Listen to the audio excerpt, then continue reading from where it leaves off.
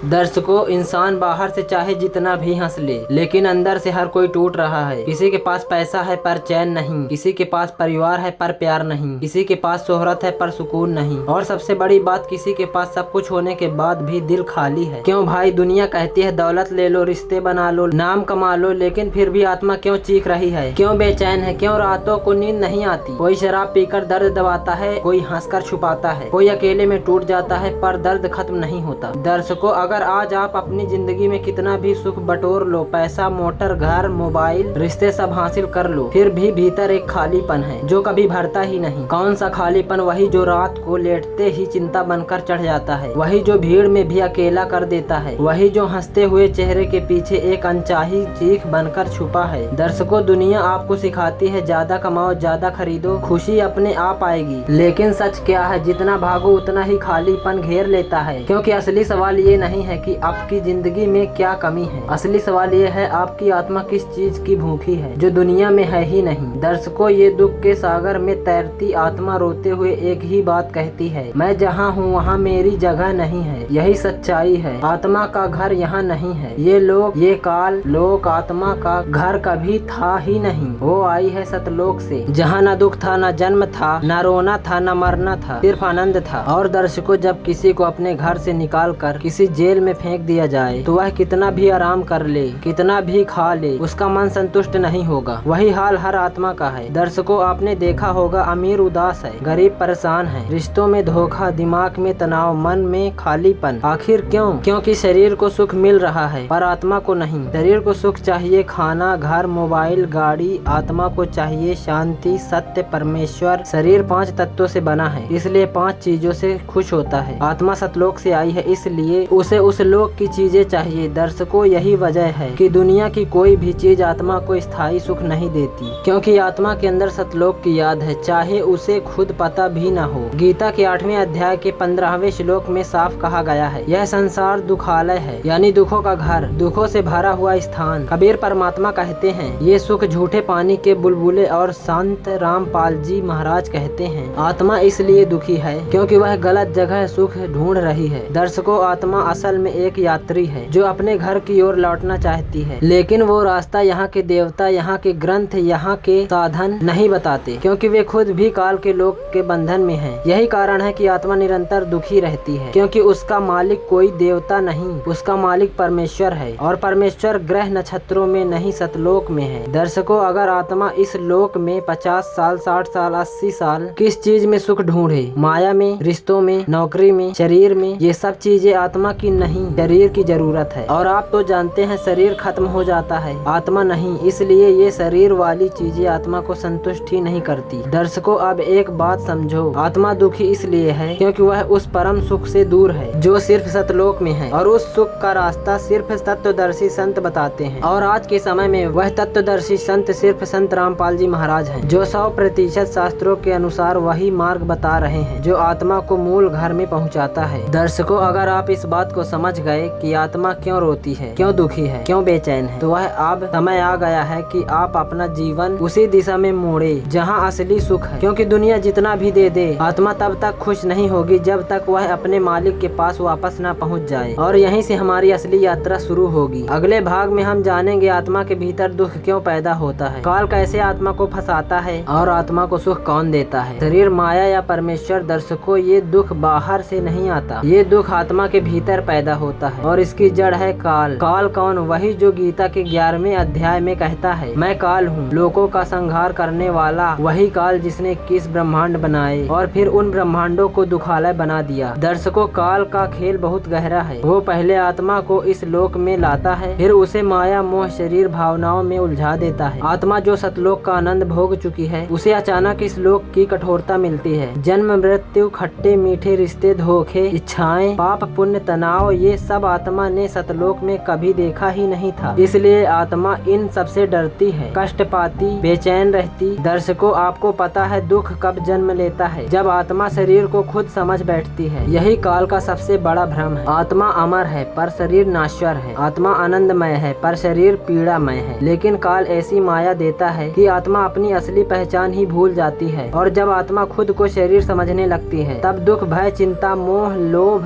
सब उसी क्षण जन्म जन्म लेते हैं। दर्शकों, यही कारण है कि आप जितने भी बड़े हो जाओ, कितने भी अच्छी लाइफ जी लो, दुख पीछा नहीं छोड़ता, क्योंकि दुख मनुष्य जीवन का गुण नहीं, दुख इस लोक का नियम है। गीता के 8वें अध्याय के 15वें श्लोक में फिर से कहा गया है, यह संसार दुखालय है, यानी दुखों से भरा हुआ स्थान। मतलब यहाँ हर आत्मा रोने के लिए आई है, चाहे वो राजा हो या भिखारी। अब सवाल, काल आत्मा को फंसाता कैसे है? दर्शकों, काल के 3 सबसे बड़े जाल हैं। पहली इच्छा, दूसरी मोह, तीसरी अज्ञान। इच्छा आत्मा को थोड़ा और में फंसा रखती है। मोह आत्मा को रिश्तों की जंजीरों से बांध देता है। अज्ञान आत्मा को उसके असली मालिक से दूर कर देता है। यही वजह है कि आत्मा चाहे इस लोक में लाख कोशिश कर ले, वो सुखी नहीं हो सकती, क्योंकि उसका सुख इस लोक में मौजूद ही नहीं है। दर्शकों, शास्त्र कहते हैं, आत्मा चाहे अनगिनत जन्म ले ले, जब तक वह अपने मालिक से नहीं जुड़ती तब तक उसकी पीड़ा खत्म नहीं होगी। मालिक कौन? परमेश्वर। कौन? ऋग्वेद में जिसे कवि कहा, गीता में जिसे परम धाम का स्वामी कहा, वही कबीर परमात्मा। और दर्शकों, आज की तारीख में दुनिया में एक संत है जो आत्मा को काल से निकालकर परमेश्वर तक ले जाने वाली सही भक्ति विधि दे रहे हैं, संत रामपाल जी महाराज। क्योंकि जब आत्मा तत्वदर्शी संत से नाम ले लेती है, तब पहली बार उसके भीतर का दुख शांत होता है। क्यों? क्योंकि आत्मा को अपने घर की दिशा मिल जाती है। दर्शकों, दुख की जड़ काल है और दुख का अंत सिर्फ एक ही चीज से है, सतनाम और सार नाम, जो परमेश्वर का असली नाम है और जो सतलोक का टिकट है। आज आदमी हर जगह सुख ढूंढ रहा है, लेकिन सही जगह नहीं ढूंढ रहा, क्योंकि जिस सुख की आत्मा भूखी है वह शरीर में, माया में, पैसा में नहीं है। वह सुख सिर्फ परमेश्वर के पास है। और यहाँ से अब हमारी असली कहानी शुरू होगी। अगले पाठ में हम जानेंगे आत्मा अल्ट्रा सुख कैसे पाती है, सतनाम कैसे मन का दुख टालता है, और सतलोक का आनंद कैसा होता है जो आत्मा को हमेशा के लिए सुखी कर देती है। दर्शकों, असली सत्य अभी बाकी है, तो तैयार रहिए। दर्शकों, अभी आप जिस भी दुख से गुजर रहे हैं, तनाव, डर, अकेलापन, मानसिक पीड़ा, वो सब इसलिए है क्योंकि आत्मा अभी अपने मूल स्रोत से कटी हुई है। यह ऐसे ही है जैसे कोई पौधा जड़ से अलग हो जाए। बाहरी पानी देकर उसे कुछ देर जिंदा रखा जा सकता है, लेकिन वह फिर भी धीरे धीरे सूख जाएगा। आत्मा की जड़ कौन है? परमेश्वर। और उस परमेश्वर का स्थान कहाँ है? सतलोक। इसलिए आत्मा चाहे दुनिया की सारी चीजें इकट्ठी कर ले, वो तब तक सुखी नहीं हो सकती जब तक कि वह अपने मूल स्रोत परमेश्वर से नहीं जुड़ जाती। दर्शकों, ये जुड़ाव संभव है सिर्फ एक ही चीज से, सतनाम। संत रामपाल जी महाराज बताते हैं, सतनाम वह चाबी है जो आत्मा के भीतर बंद सतलोक का द्वार खोल देती है। जब आत्मा सतनाम ले लेती है, सबसे पहला परिवर्तन ये होता है, उसके भीतर की बेचैनी खत्म हो जाती है, मन शांत होता है, रात की नींद गहरी होने लगती है, विचार स्थिर होने लगते हैं, और सबसे बड़ा भीतर एक अजीब सी खुशी जागने लगती है जिसका कोई कारण भी नहीं होता। ये इसलिए होता है क्योंकि सतनाम की कंपन आत्मा को सतलोक की फ्रीक्वेंसी से जोड़ देती है। दर्शकों, जैसे रेडियो सही फ्रीक्वेंसी पर सही चैनल पकड़ता है, वैसे ही सतनाम आत्मा को उसके असली चैनल सतलोक से कनेक्ट कर देता है। अब सवाल, सतलोक का आनंद कैसा है? दर्शकों, दुनिया का हर सुख तुलना में छोटा है। सतलोक में न दुख है, न चिंता, न तनाव, न मौत। वहाँ का हर कदम आनंद से भरा है। आत्मा वहाँ प्रकाश के शरीर में रहती है, वजनहीन, रोग रहित, अमर। वहाँ फूल भी रोशनी के होते हैं, हवा भी खुशबू की तरह चलती है, ध्वनि भी संगीत की तरह बहती है। दर्शकों, वहाँ का आनंद शब्दों में बताना किसी दीपक से सूर्य को समझाने जैसा है। कबीर परमात्मा ने कहा, परम आनंद सतलोक का कहीं न तके कोय, जिसके सिर ऊपर धरियो वही जाने सोए। यानी जिसे सतलोक मिला वही बता सकता है। और दर्शकों, ये सुख दूर नहीं है, ये सुख अभी यही आपके जीवन में शुरू हो सकता है। कैसे? सही गुरु से सही नाम लेकर, क्योंकि गीता के 4थे अध्याय के 34वें श्लोक का साफ नियम है, ज्ञान सिर्फ उसी से मिलेगा जो तत्वदर्शी संत हो। और आज तत्वदर्शी संत कौन है? दुनिया जानती है, संत रामपाल जी महाराज। दर्शकों, उनकी दी हुई भक्ति आत्मा की जंजीरें खोल देती है। सतनाम वह शक्ति है जो आत्मा को काल के जाल से निकालकर सतलोक के द्वार तक ले जाती है। यही कारण है कि सतभक्ति करने वाला इंसान धीरे धीरे बिना किसी कारण भीतर से शांत और सुखी होने लगता है, क्योंकि अब आत्मा जानती है, मैं घर की ओर जा रही हूँ। यही असली सुख है, ना पैसा, ना रिश्ते, ना दुनिया।